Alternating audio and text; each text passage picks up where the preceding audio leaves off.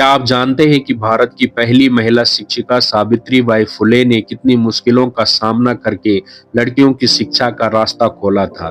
आज जब हम महिलाओं के अधिकारों की बात करते हैं तो हमें उन महान नारी शक्तियों को याद करना चाहिए जिन्होंने इस रास्ते को पहले प्रशस्त किया। आज हम बात करने जा रहे हैं बदलती सामाजिक भूमिकाएं, क्यों नहीं बदल पा रहा है समाज। आज के इस महत्वपूर्ण चर्चा में हम 3 बिंदुओं पर फोकस करेंगे। पहला है महिलाओं का घर से बाहर काम करना, दूसरा बेटी और बहू में होने वाला भेदभाव और तीसरा शिक्षा में रुकावटें और जल्दी विवाह का दबाव। पहला, महिलाओं का घर से बाहर काम करना। क्या आपने कभी सोचा है कि जब कोई महिला भविष्य बनाना चाहती है तो उसे कितनी आलोचनाओं का सामना करना पड़ता है।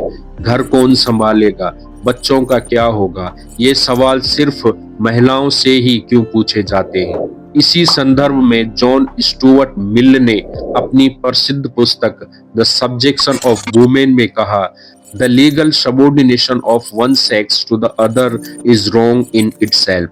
मतलब एक लिंग का कानूनी रूप से दूसरे के अधीन होना अपने आप में गलत है।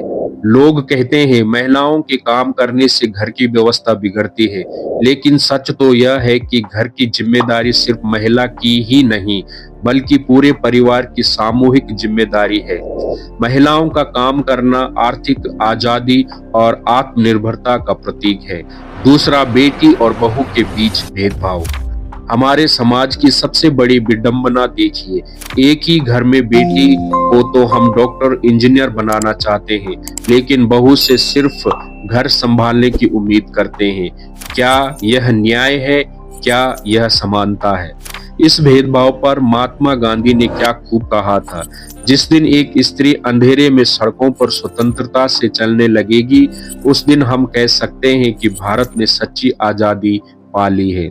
क्या आप जानते हैं, जब हम बेटी और बहू में भेदभाव करते हैं तो हम अनजाने में ही महिलाओं के खिलाफ हो रहे इस सामाजिक अन्याय को बढ़ावा दे रहे होते हैं। तीसरा है शिक्षा के प्रति भेदभाव और जल्दी विवाह का दबाव। आज भी कई परिवारों में लड़कियों की पढ़ाई को गंभीरता से नहीं लिया जाता। बस ग्रेजुएशन तक पढ़ लो फिर शादी कर लो, यह सोच हमारे समाज की सबसे बड़ी बाधा है। सावित्रीबाई फुले ने ऐसे ही विरोधों का सामना करते हुए कहा था, जाओ जाकर पढ़ो, लिखो, स्वावलंबी बनो, आत्मनिर्भर बनो। गो get educated, became self reliant, became independent. इसी बात को ध्यान में रखते हुए डॉक्टर भीमराव अंबेडकर ने कहा था, education is the most powerful weapon which you can use to change the world. लोग कहते हैं लड़कियां ज्यादा पढ़ लिख जाएंगी तो घर नहीं संभाल पाएंगी, लेकिन सच तो यह है कि शिक्षा लड़कियों को बेहतर माँ, बेहतर पत्नी और बेहतर गृहिणी बनाती है। सावित्रीबाई फुले का संदेश आज भी उतना ही प्रासंगिक है। दोस्तों, बदलाव की शुरुआत हमेशा छोटे स्तर से होती है। आइए हम सब मिलकर प्रण करें, अगली बार जब आपके घर में कोई फैसला हो तो बेटी और बहू दोनों की राय जरूर लें। महिलाओं की शिक्षा और करियर को प्रोत्साहित करें।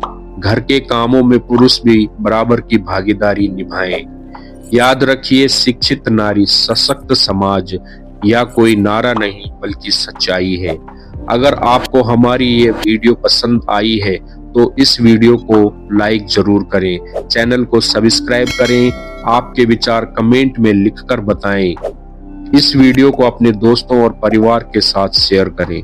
हमारी अगली वीडियो में हम बात करेंगे वर्क लाइफ बैलेंस, ऑफिस और घर के बीच संतुलन कैसे कर सकते हैं, जहां चर्चा होगी कि महिलाएं अपने करियर और पारिवारिक जिम्मेदारियों के बीच तालमेल कैसे बैठा सकती है। याद रखिए, समान अधिकार और सम्मान से ही बनेगा एक सशक्त और खुशहाल समाज। बहुत बहुत धन्यवाद। जुड़े रहिए हमारे साथ, जय परिवार, अनमोल परिवार।